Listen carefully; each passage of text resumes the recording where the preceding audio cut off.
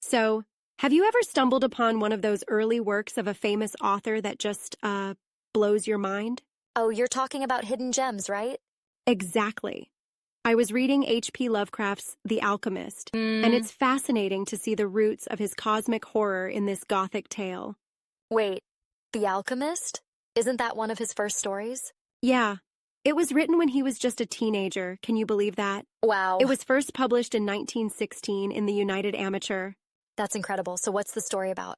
Well, it's about this nobleman, Count Antoine de C., who's living in this decaying castle that's been in his family for generations. Right. There's a curse that all the male heirs die at the age of 32. Oh man, that's intense. Yeah, and Antoine is approaching his 32nd birthday. Uh-oh. He's determined to uncover the mystery behind this curse. So it's like a race against time? Exactly. And here's where it gets really interesting. He discovers that an alchemist named Charles Le Sorcier is behind the curse, and he's still alive. Wait, still alive? How is that possible? Immortality. It's that classic alchemical quest, you know? Right. Le Sorcier has found the elixir of life and has been exacting revenge on the family for centuries. That's wild. So it's a tale of revenge and immortality rolled into one. Exactly. And you can see early hints of Lovecraft's fascination with forbidden knowledge and ancient traditions. It's like he's sowing the seeds for his later works. You know, I always thought Lovecraft was all about cosmic entities and eldritch horrors. Well, this story leans more into gothic horror, but you can definitely see the progression. So, do you think The Alchemist holds up compared to his later stories? Honestly, it's a bit rough around the edges, but that's part of its charm. Yeah. It's fascinating to see his early style and how it evolved over time. I guess everyone starts somewhere. Exactly. And considering he was just a teenager when he wrote it, it's impressive. Absolutely. The atmosphere he creates is palpable. Speaking of atmosphere, how does he set the scene in this one? Oh, it's classic Gothic. Crumbling castles, dark forests, eerie silence. Nice. You can almost feel the damp corridors as you read it.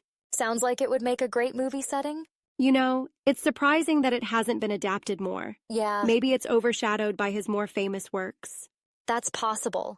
But sometimes these lesser-known stories offer a fresh perspective. Exactly.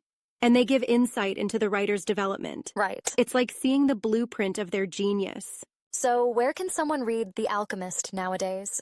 Oh, it's been published in numerous collections. For instance, it's in The Tomb and Other Tales, Dagon and Other Macabre Tales, and several complete fiction compilations.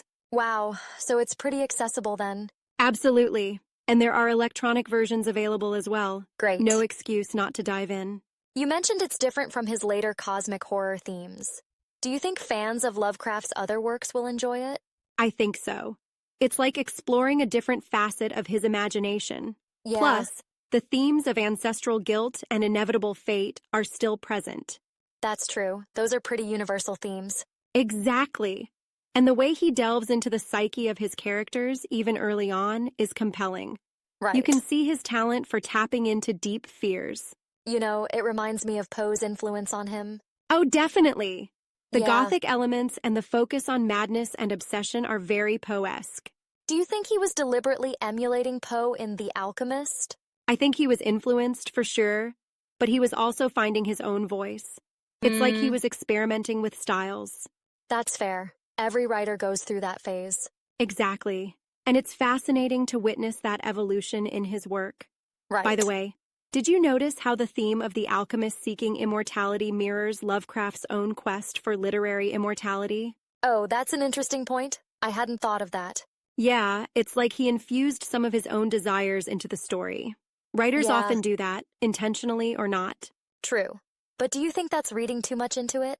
Maybe a bit, but it's fun to analyze. Haha, Literature fair invites enough. all kinds of interpretations. That's what makes discussing it so enjoyable. Absolutely. And with Lovecraft, there's always another layer to uncover, even in Right. his earliest works. So, would you recommend The Alchemist to someone new to Lovecraft? Actually, I'd recommend it as a starting point. Oh? It's accessible and not as overwhelming as some of his later, more complex stories. That makes sense. It's like an entry-level Lovecraft experience. Exactly. It gives a taste of his style without diving into the deep end of cosmic horror. Right. Plus, it's a quick read. Well, you've convinced me. I'm definitely going to check it out. Awesome. I'd love to hear your thoughts after you read it. Maybe we can Definitely. compare notes on the themes and symbolism. Sounds like a plan. Thanks for shedding light on this hidden gem. Anytime. It's always fun to dive into literature like this. Absolutely. Who knows what other treasures are out there waiting to be discovered? That's the beauty of it. There's always something new to explore. Couldn't agree more. Here's to more Yeah. literary adventures.